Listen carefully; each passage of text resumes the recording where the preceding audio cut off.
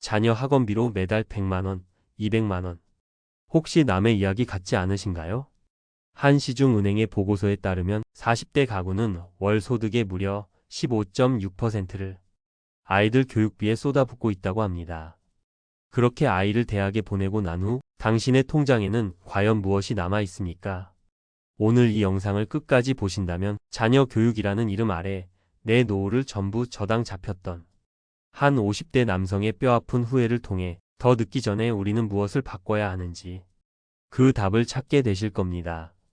2년 뒤 정년퇴직을 앞둔 58배 박민준 부장. 그의 평생의 자부심은 번듯한 대기업 명함도 서울 시내에 빚 없이 마련한 아파트도 아니었습니다.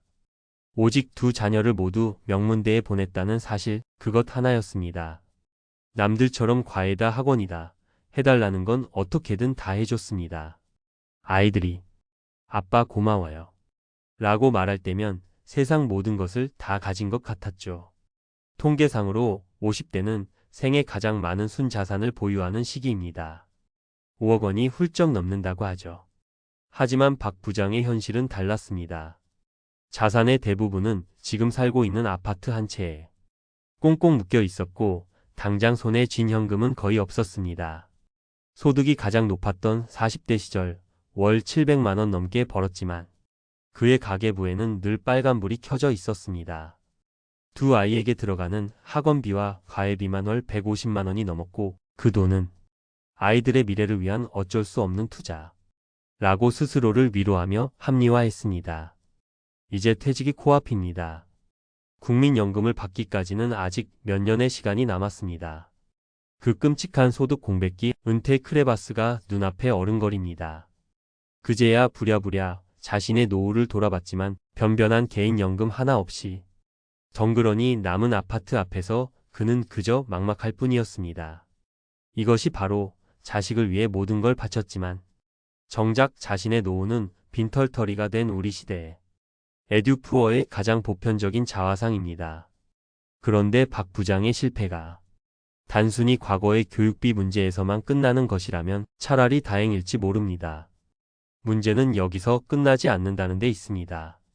한 언론에 소개된 73살 김순자 할머니의 이야기는 우리에게 더 큰 경고를 던져줍니다.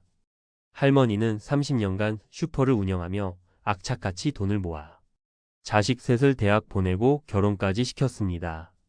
이제 좀 쉬어도 되겠다 싶었지만 자식의 인생은 부모의 은퇴와 함께 끝나주지 않았습니다.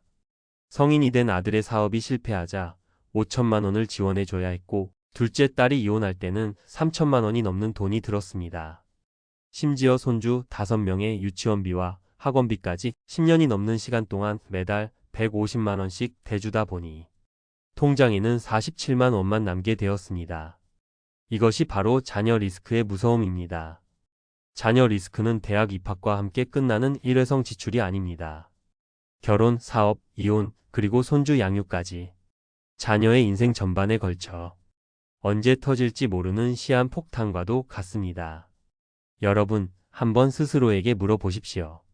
당신의 노후 계획에 성인이 된 자녀라는 이 가장 크고 예측 불가능한 변수가 과연 계산되어 있습니까? 자, 지금까지 우리는 너무나 현실적인 두 사례를 통해 씁쓸한 현실을 마주했습니다. 하지만 여기서 좌절하고 영상을 꺼버리신다면 아무것도 달라지지 않습니다. 지금부터가 진짜 중요합니다. 많은 분들이 바로 이 두 가지 착각 때문에 골든타임을 놓치고 맙니다. 첫 번째 착각은 이미 늦었어라는 체념입니다. 박 부장처럼 많은 50대들이 이제 와서 뭘 해, 이미 늦었어 라고 자포자기합니다. 하지만 전문가들은 단호하게 말합니다. 50대는 결코 늦은 나이가 아니라고 말입니다. 오히려 소득이 인생의 정점을 찍는 시기기에 마지막 역전의 기회를 잡을 수 있는 골든타임의 가장 중요한 시기입니다. 문제는 늦었다는 사실이 아니라 그 체념 때문에 아무것도 시작하지 않는 오늘의 태도입니다. 두 번째 착각은 그래도 자식에게 기댈 수 있겠지? 라는 막연한 기대입니다. OECD 국가 중 노인 빈곤율 압도적인 1위. 이 부끄러운 대한민국의 통계는 자녀 부양에 모든 것을 쏟아부은 우리 부모 세대의 슬픈 성적표나 다름없습니다. 냉정하게 현실을 봐야 합니다. 내 자녀 역시 자신의 가정을 꾸리고 이 팍팍한 세상에서 생존하기에도 벅찬 시대를 살고 있습니다. 자녀에게 기대를 하는 것이 아니라 나의 노후를 스스로 책임지는 독립적인 모습을 보여주는 것이야말로 자녀를 위한 가장 큰 사랑이자 진정한 배려입니다. 그렇다면 우리는 무엇을 해야 할까요?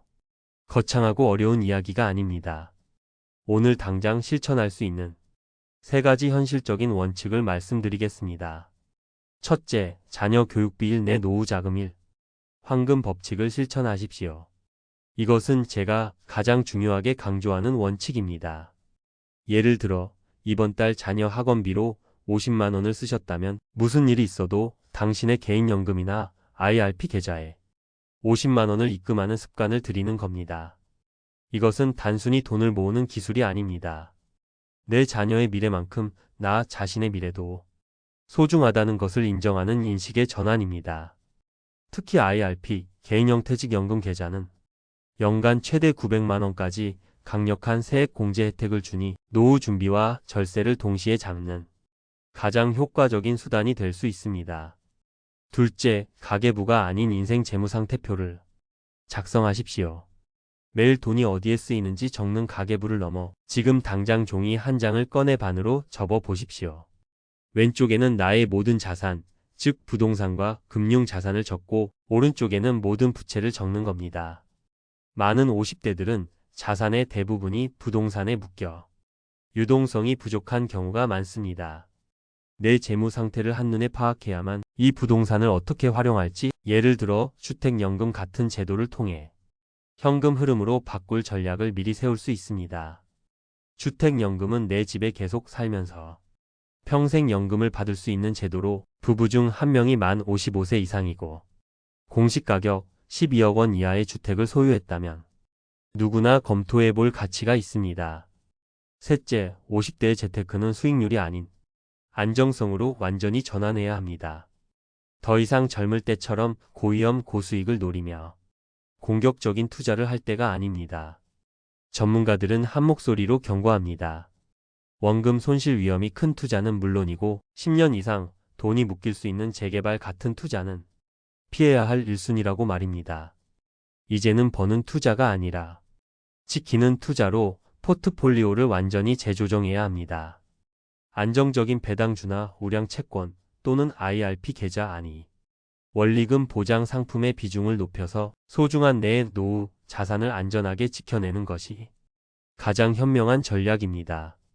그때 그 학원비 아껴서 연금 하나만 더 들었더라면 훗날 70대, 80대가 되어서 가장 많이 하는 후회는 거창한 사업 실패나 투자 실수가 아니라고 합니다. 바로 당시에는 너무나 당연하게 생각하고 합리화했던 바로 그 소비에서 비롯된다고 합니다. 하지만 지나간 과거에 대한 후회는 우리를 앞으로 나아가지 못하게 할 뿐입니다. 중요한 것은 어제의 후회가 아니라 오늘의 선택입니다. 자녀 교육을 위해 당신의 청춘과 인생을 바친 그 헌신은 그 자체로 너무나 위대하고 존중받아 마땅합니다. 하지만 이제는 그 뜨거운 사랑의 방향을 아주 조금만 바로 나 자신에게로 돌려야 할 때입니다. 오늘 이 영상이 끝나면 다른 어떤 것보다 먼저 내 이름으로 된 연금 계좌를 확인해 보십시오. 그리고 단 10만 원이라도 좋으니 그 계좌에 입금해 보십시오. 그 작은 행동 하나가 당신의 10년, 20년, 30년 뒤를 바꾸는 가장 위대한 첫걸음이 될 것이라 확신합니다. 오늘 이야기가 당신의 마음에 작은 울림을 주었다면 구독과 좋아요로 응원해 주시기 바랍니다. 그리고 비슷한 고민을 하고 계신 분들이 있다면 댓글로 여러분의 소중한 생각을 함께 나눠주세요. 여러분의 내일이 오늘보다 조금 더 든든해지기를 진심으로 응원하겠습니다. 감사합니다.